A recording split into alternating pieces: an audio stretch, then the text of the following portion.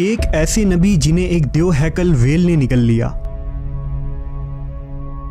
آپ سے ایسی کون سی خطا سرزد ہو گئی تھی اور آپ مچھلی کے پیٹ میں 40 دن زندہ کیسے رہے؟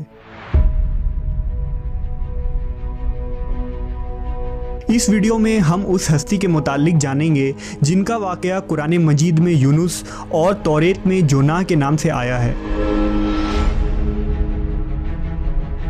تاریخ میں آشوری قوم ایک عظیم اور طاقتور قوم کی حیثیت سے جانی جاتی ہے جس کا دارالحکومت اشور تھا۔ اشوری دراصل بنی اسرائیل کے نسل سے تعلق رکھتے تھے جو بخت نصر کے حملے کے بعد غلام بنا کر بابل اور عراق لائے گئے تھے۔ اس زمانے میں دریائے دجلہ کے کنارے نینوا نامی ایک چھوٹی سی بستی تھی۔ اشور کے کسی بادشاہ نے ایک دیوتا کے نام پر نینوا میں ایک مندر بنوایا۔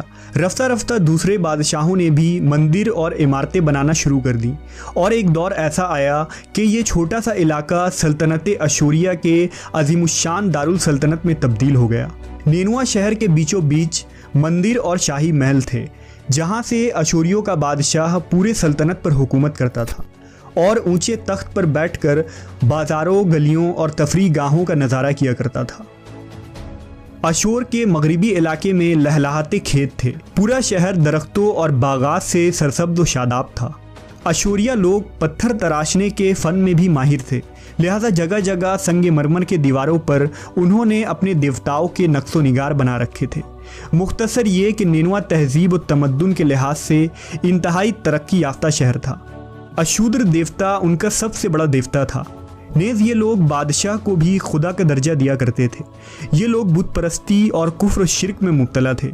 اس وقت نینوا کی آبادی 1 لاکھ سے زیادہ تھی اور یہ 700 قبل مسیح کا زمانہ تھا۔ اللہ نے اس زمانے میں اس قوم کی ہدایت کے لیے حضرت یونس علیہ السلام کو بھیجا۔ حضرت یونس کا پورا نام یونس ابن متا تھا۔ آپ حضرت ہود علیہ السلام کی اولاد میں سے تھے، جبکہ بعض مفسرین نے لکھا ہے کہ یونس علیہ السلام کا تعلق بنی اسرائیل سے تھا۔ آپ حضرت یوسف کے چھوٹے بھائی بن یامین کے بیٹے تھے۔ جب آپ کو نبوت ملی اس وقت آپ کی عمر 28 سال تھی۔ آپ پر ایک صحیفہ بھی نازل ہوا جو توریت میں یوناہ کے نام سے موجود ہے۔ حضرت یونس سب سے پہلے اشوری بادشاہ کے پاس گئے اور اسے پیغام حق سنایا۔ اسے خدائی کے جھوٹے دعوے سے توبہ کرنے کا حکم دیا اور ایک اللہ کی عبادت کی طرف بلایا۔ یونس علیہ السلام نے اس سے ان اسرائیلی قیدیوں کو آزاد کرنے کا بھی حکم دیا جسے اس نے قید کر رکھا تھا۔ نینوا کا بادشاہ آپ کی باتیں سن کر غضبناک ہو گیا اور آپ کی جان کا دشمن بن گیا، لہٰذا آپ علیہ السلام نینوا کے عوام کے پاس گئے اور انہیں توحید کی دعوت دی۔ انہیں شرک و بت پرستی اور دوسری برائیوں سے توبہ کرنے کو کہا، مگر اہل نینوا نے ایمان لانے سے انکار کر دیا اور اللہ کے رسول کو جھٹلا دیا۔ یونس علیہ السلام مسلسل اس کوشش میں رہے کہ ان کی قوم کے لوگ راہ راست پر آ جائیں۔ آپ نے انہیں بہت سمجھایا اور دعوت کے کام کو جاری رکھا۔ دیکھتے دیکھتے 40 سال کا عرصہ گزر گیا، لیکن یہ قوم حضرت یونس کا انکار کرتی رہی اور شرک پر ڈٹے رہے۔ نیز حضرت یونس کو دھمکیاں بھی دی گئیں کہ اگر آپ نے اشودر دیوتا کے خلاف کچھ کہا تو وہ آپ کو قتل کر دیں گے۔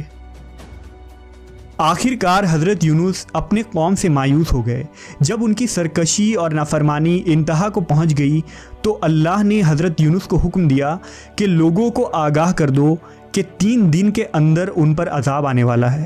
لہٰذا آپ نے اہل نینوا کے سامنے اعلان کیا کہ اگر تم نے 3 دنوں کے اندر بت پرستی اور شرک سے توبہ نہ کی تو تم پر اللہ کا قہر نازل ہوگا اور پورا شہر تباہ و برباد ہو جائے گا۔ لوگوں نے آپ کا مذاق اڑایا اور جواب میں کہا، ہم تمہارے رب کی طرف سے عذاب کے منتظر رہیں گے۔ آپ کی قوم نے آپس میں مشورہ کیا تو اس بات پر سب کا اتفاق ہوا کہ یونس کو کبھی جھوٹ بولتے نہیں دیکھا گیا، لہٰذا ان کی بات نظر انداز نہیں کرنی چاہیے۔ مشورے میں یہ بھی طے ہوا کہ دیکھا جائے کہ اگر یونس علیہ السلام رات بستی کے اندر اپنے گھر میں مقیم رہتے ہیں تو سمجھ لو کہ کچھ نہیں ہوگا، اور اگر وہ یہاں سے کہیں اور چلے جاتے ہیں تو یقین کر لو کہ صبح عذاب ضرور آئے گا۔ حضرت یونس علیہ السلام رات کو اس بستی سے نکل گئے۔ صبح ہوئی تو عذاب الہی کا ایک سیاہ دھواں بادل کی شکل میں بستی والوں کے سروں پر منڈلانے لگا۔ جب وہ ان کے قریب ہونے لگا تو ان لوگوں کو یقین ہو گیا کہ اب وہ سب ہلاک ہونے والے ہیں۔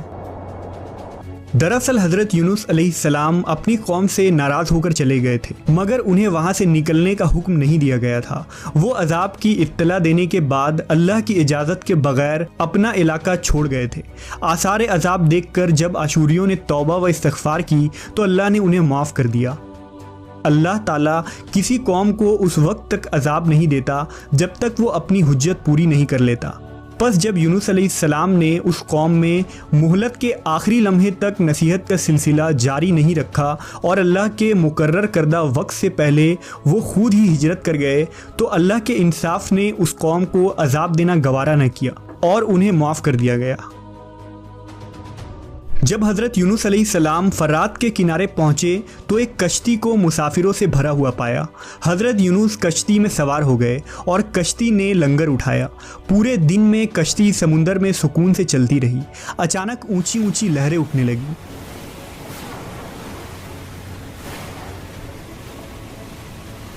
لوگوں نے اپنا ساز و سامان سمندر میں پھینک دیا کہ کشتی کا بوجھ کم ہو جائے، لیکن کشتی کا بوجھ پھر بھی کم نہ ہوا۔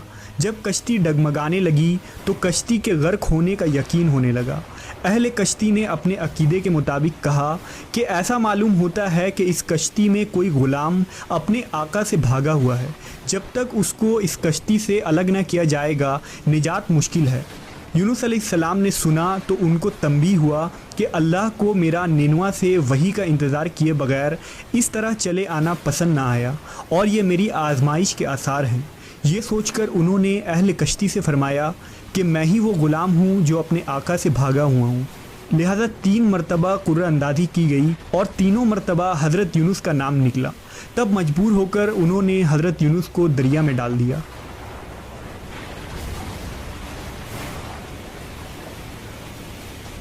اس وقت اللہ نے ایک بڑی مچھلی کو حکم دیا کہ انہیں نگل لو، یہ تمہاری غذا نہیں ہے، اس لیے ان کے جسم پر کوئی تکلیف نہیں ہونی چاہیے۔ مچھلی نے حضرت یونس کو اپنے پیٹ میں نگل لیا۔ یونس علیہ السلام نے جب مچھلی کے پیٹ میں خود کو زندہ پایا تو بارگاہ الہی میں اپنی ندامت کا اظہار کیا کہ میں وحی الہی کا انتظار کیے بغیر اور اللہ سے اجازت لیے بغیر امت سے ناراض ہو کر نینوا سے نکل آیا۔ حضرت یونس نے مچھلی کے پیٹ میں اللہ کو پکارا۔ ان پر 3 اندھیرے اکٹھے ہو گئے تھے، رات کا اندھیرا، مچھلی کے پیٹ کا اندھیرا اور سمندر کا اندھیرا۔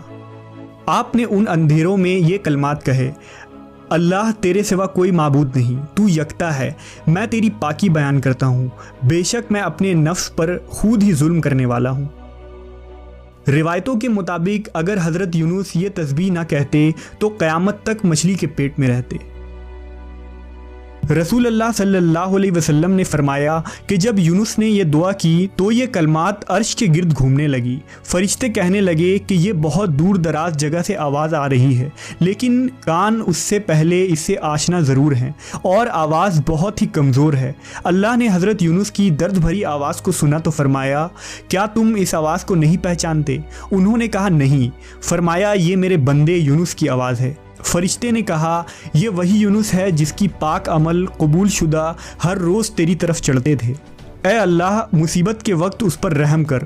تو اس وقت اللہ نے مچھلی کو حکم دیا کہ وہ آپ کو بغیر کسی تکلیف کے سمندر کے کنارے اگل دے۔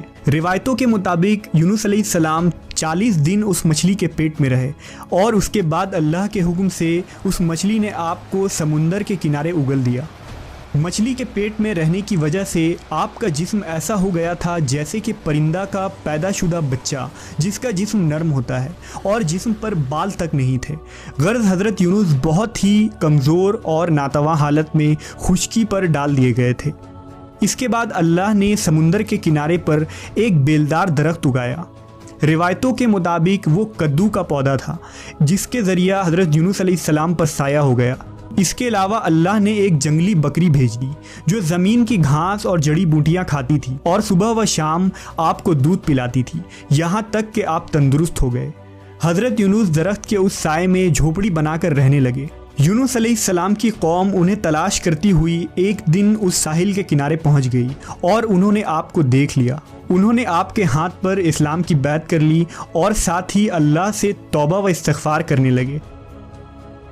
یونس علیہ السلام دوبارہ نینوا چلے گئے اور وہاں رہ کر اپنی قوم کی رہنمائی فرمائی۔ حضرت یونس کی زندگی نینوا ہی میں گزری اور وہیں آپ کا انتقال ہوا۔